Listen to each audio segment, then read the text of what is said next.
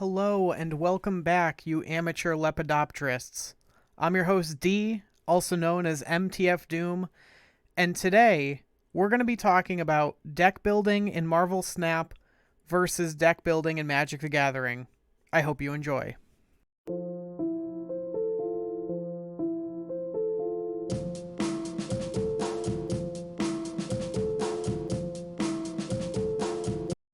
So before we get into it, I just want to give a shout out to Dat Yak from Discord. This whole video is a request from them because it's something they wanted to see and it's something I want to make, so it works out great. We're also shooting for 1 million subscribers. You can help us get there. We are well on the way. Look out, Mr. Beast. That's all I gotta say. You all know. You already know. So, we're gonna start with the three big archetypes of the Magic metagame. That's aggro, midrange, and control. They play kind of rock, paper, scissors with each other. In general, aggro beats control beats midrange, and midrange beats aggro in very general stances. If you don't know what they are, aggro just wants to get out very early, overwhelm your opponent. You start at 20 life in Magic. Aggro wants to deal 20 damage. 19 if they can get away with it, if you're going to hurt yourself in the process. But they generally don't have a way of dealing like 21. They basically deal 20 and then go, oh, you're not dead? All right, I lose. Mid-range decks want to set up very efficient threats at all points in the game, and they'll usually play cards, maybe up to and including 4-cost cards, which is quite a lot of mana in Magic, especially in Modern.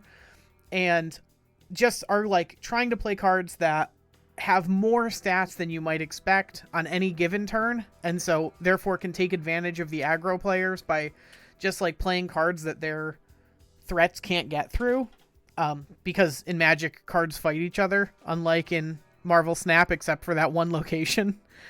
And then control decks just want to not let anyone have fun ever. They want to, like the name implies, remove your opponent's cards, something we don't really have in Marvel Snap. They want to draw more cards than their opponents, and very slowly over the course of a really long game, gain incremental advantages until they win. Now, different decks can hedge different ways in that, right? There's like control tempo, there's control aggro decks. Those would be like combo decks that want to control the game but still have the option of just instantly winning if you put your shields down. And each deck, while those are the big three, there's lots of overlap, right? So what does that look like when we transfer it to this game, to Marvel Snap? Well, an aggro deck, first of all, Snap decks just in general are going to be more focused on their own internal game plan and relevant interactions with the meta than on a meta game plan. Like you don't go, I'm going to build an aggro deck because there's lots of control decks, because it doesn't really work that way in Snap. You might pick a certain card. You might be like, I'm going to pick Cosmo as my relevant interaction because there's lots of Wong decks. But you don't really say, I'm going to play an aggro because there's lots of control. It's different in that way. So aggro, we're going to start with aggro, has a very strange place in the like predicament of Marvel Snap, because there's a predetermined end to the game. They don't have to deal damage. Like there's just 6 turns. And so like calling anything an aggro deck feels weird, but in general, Zoo decks in Magic are aggro decks, and we do have Zoo decks in Snap, so I think of them as the aggro decks, though it is a strange correlation. It's not 1-to-1. And so that would be something like this. And the really interesting thing is that in Snap, the aggro deck, in big air quotes, is actually more of an inverse curve, right? So this deck was pretty popular recently because it hit infinite, and it's like basically, I mean, not this exact list, but a deck hit infinite that was only pool 1 and 2 cards, and it looked something like this. And basically the reason that this is good is because it gives your opponent priority through basically all the turns, and it doesn't need on reveal, so your opponent can't really mess with your game plan. And I think that's what we'd call an aggro deck, is something that like wants to deploy all of its relevant cards as late as possible, has a very like linear game plan, and it is difficult to meaningfully interact, especially if you give your opponent priority, right? If your opponent has priority because you just went Angela turn 2, Bishop turn 3 in not the Angela lane, Khazar turn 4, Blue Marvel turn 5, you've only added like 1, 2, 3, 7, 10, 11, 12. You've only added 13 power on 2, 3, 4, 5. It's not very much. And then on turn 6, you could just play a bunch of 1-drops, and like Angela can get +6, Bishop can get like +4 or 5. Each of the 1-drops gets +2 because you have Khazar and Blue Marvel, and you just like, you hit your opponent out of nowhere, and the only thing they can do is Killmonger, but they can't even do that because they have priority very, very likely, right? So it's as it's as close as we get to an aggro deck, but keep in mind this is the one that is the hardest to kind of draw a comparison to, right?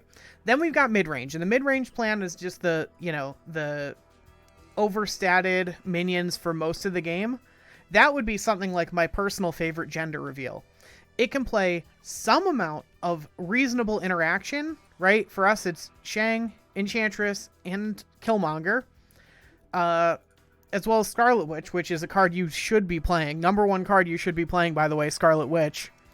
But it's not really like, there's no one card that's going to win you the game, and you're not waiting to play all your relevant threats out, you know, until the end. You don't mind having priority, you don't mind not having it. It's in Snap in general, it is better for your opponent to have priority most of the time. That's why that new card Ghost is pretty good, but we have Killmonger, so eat it, Ghost. And you can see, like, you know, just Mysterio being like a 2/4 is fine, but then also being able to eat one of them with Carnage. So now Carnage is a 2/4, and then like, you know, Bishop with the Mysterio with the Carnage is like a 3/8 or 3/9, and you also have Maximus as a 3/7. All of it just combines really well to have like this sort of overwhelming wave throughout the entire game of just of stats. Just the amount of times, if your opponent isn't playing like a deck that can put out near infinite stats, if they're trying to play fair, this is a deck that can play fair and just produce so many numbers that makes it really hard for your opponent to keep up. So this would be, again, as close as we have to a mid-range. Again, because mid-range would also sometimes include card advantage cards or life gain cards, or, you know, we have to kind of wrap all that into tech. And you can see this deck plays more tech than the aggro deck did, right? It plays like, you could call like 4 of these cards tech cards. In some spots, Carnage is even a tech card. If, you know, there's so many times where some of these are tech cards, and that's really cool. It's why mid-range in Magic is my preferred deck type, and it's the same in this. Mid-range is absolutely my preferred deck type. But it's a weird spot to be in both games, because there's you've seen it. There's times where you just lose and there's nothing you can do about it, and it sucks. And then finally we have control. And control also, like, as I've said, it's in a weird spot. I've said that a lot today. Control isn't exactly the same, but it's as close as we got. In Snap, I would call a control deck something that is trying to win with relatively few cards. That doesn't mean that's just trying to play big stuff, though sometimes that's true. It's more that there's like an engine that wins at the game that it tries to protect, right? Usually just a 1 or 2 card engine that if it can keep safe, it'll win the game. So something like this is literally just trying to play Sandman and then win by having more power. like this is the equivalent of one of my favorite control decks. Chalice of the Void in Modern. Just trying to resolve Chalice and protect it, and then like your opponent sometimes will literally just scoop because they have no outs to Chalice. Sandman's the same way. Like, this deck's really hard to beat if you don't have a way to interact meaningfully with Sandman, and then also reclaim a turn 6 because you had to use your turn 5 interacting with Sandman. This deck is really good. This deck's a lot of fun too. I usually don't necessarily like control decks, but this one's really fun.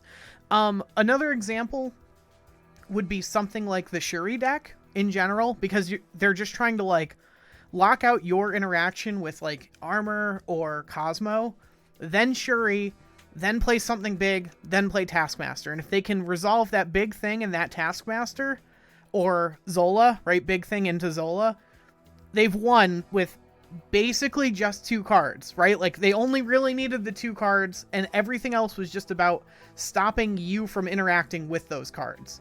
And that's as close as we get to a control deck, right?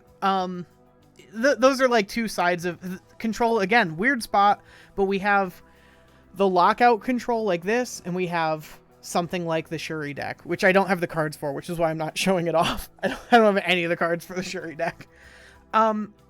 Another thing is to keep in mind is that there's no real card advantage, so there's not really an analog for the control deck, because again, normally they'd be drawing extra cards in their downtime, right? They'll hold up removal in Magic the Gathering. You'll hold up instant speed removal because turns go back and forth rather than in Snap where it's all simultaneous.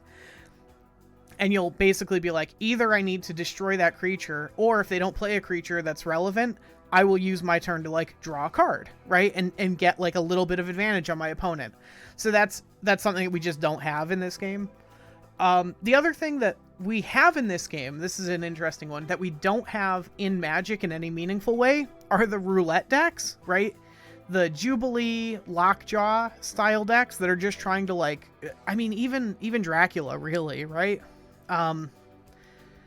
Those decks, the closest we had was, in Aether Revolt, there was like an artifact that ended up getting banned because you just like tapped it, revealed the top some odd cards of your deck, and got to cast one of them for free. That's as close as we ever had. That got banned out of Magic because it wasn't fun to play against. And it was really linear. I appreciate that the Roulette decks in Snap are less linear and more interactable and fun to play against, though it still is frustrating getting absolutely roulette high rolled.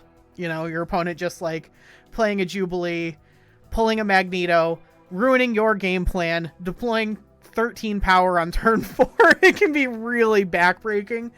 But you know, at the very least, they usually didn't snap before they did it, because they could have also pulled a Wasp, which is great. Yeah, that's it. Those are the 3 archetypes. That's how you build them.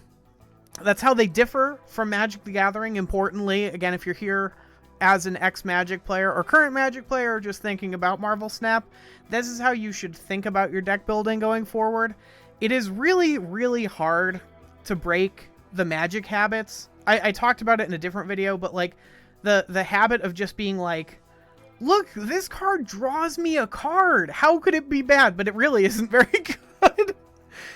Stuff like that's really hard. You notice like none of the control decks I mentioned run Agent 13 or Cable or any of those. It's just like, doesn't matter. Card advantage isn't a thing in this game. Don't get baited. I hope you enjoyed. If you find this content elucidating, enlightening, or enriching, the best way to let me know is with a subscription.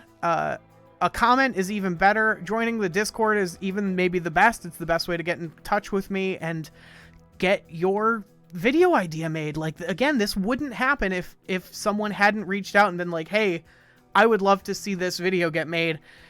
And here we are. So thank you so much. I hope you had a great day, and I will see you tomorrow.